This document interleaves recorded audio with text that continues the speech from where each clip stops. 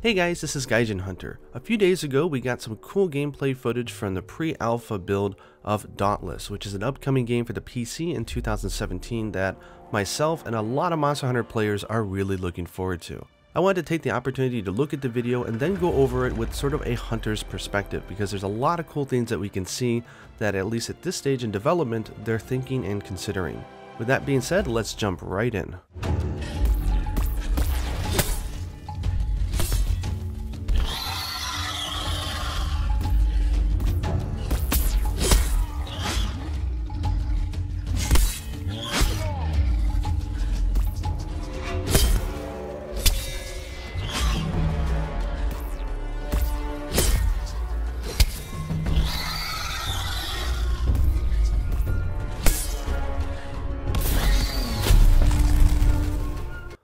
Okay, this sort of acts like the Great Sword in Monster Hunter, so it has a level 3 charge. Here we see a level 2, followed by a combo with a downward strike, and then a delayed evade.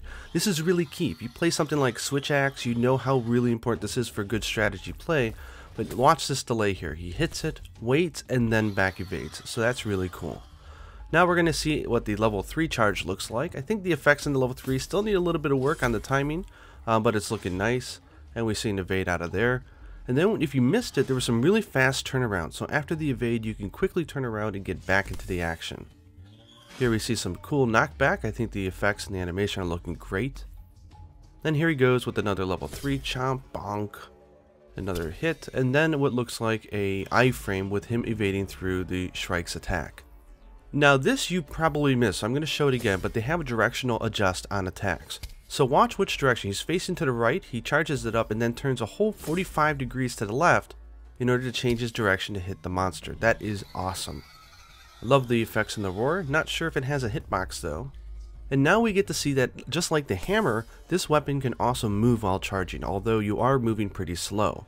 So I really like the idea that instead of having simplistic weapons, they seem to be pretty complex. There's different combo paths and a whole bunch of different things that you can do. Finally, I love that a weapon like the axe has something like a back evade. This allows it to be really aggressive and I can't wait to play it. Okay, now let's take a look at the sword.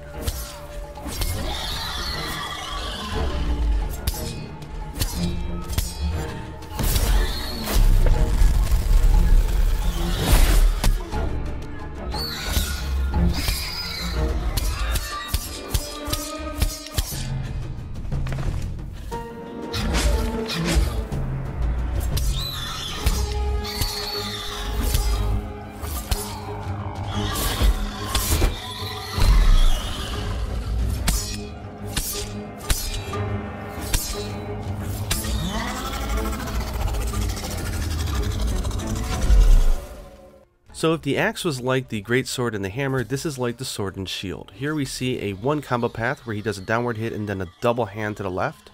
And if you notice, we also saw the arm being broken and some flinching. So this is something a lot of people were mentioning about the early gameplay on the website, so here we got some confirmation there, which is nice. And then we have the combo path 2, which is a 5-hit combo that ends in this really snazzy jump over the head, wham. Very cool. Whoever's doing the animation for this work is doing a really great job. Now with the sword, you'll charge up Aether and then be able to unleash combos like this. Here's a 2-hit and then he's going to activate it and it does a 7-hit combo. I think the hitboxes are a little wonky here because it's early gameplay because you see the tail being hit, but it is nice that you can have a nice concentrated attack. And here we see something really important, which is animation tells. Let's take a look at that one more time. You can clearly tell he's about to do his strike combo with his sort of, I think, lead up to it. So this is really important for action games that are like Monster Hunter. There he goes. I think he actually pulls off the full 5-hit combo here, which is nice. Wham! I love that last hit. And here we see that we do have dunking. Dunking, of course, or the no-fly zone, means to knock a monster out of the air when it's traveling or running away. Here we could tell that the hunter, whoever's playing it, knew that it would turn around, so he started the 5-hit combo so he can end it with a nice smack to the head. And as a very nice touch, we see some nice death animation. I do love how the wing comes out so it sort of dies in peace, it sort of covers itself. Very nice touches. And now for some final thoughts. This is just pre-alpha gameplay, so this shows that they're already in a very good spot early in game development. When I say early, I mean that not really early. I mean, they've been working on this game for 2.5 years. The blog post that accompanied this video on their website really shows that they know what the right priorities are. Now, one thing that's cool and worth noting is that I really like the sound of the behemoths. I think Shrike sounds wonderful here, but I do agree with a lot of people that the Slayer weapon attacks sound very slicey and a little repetitive or weak. Now, one cool thing is the audio guy got onto social channels and said that he's been focusing on the behemoth, so this is really his show off of his work on that, and that he does plan to go back and revisit and to fix all the sounds for the Slayers. So it's really cool that we can see that one thing that we really like is the thing they've been focusing on, and the one thing that stuck out, they already said they're going to be working on it. So I cannot wait for this game. If you go and you sign up for the beta on the website, you do have a chance of being chosen to play the alpha. We have no idea when either are, but either way, I think a lot of us are looking forward to this game.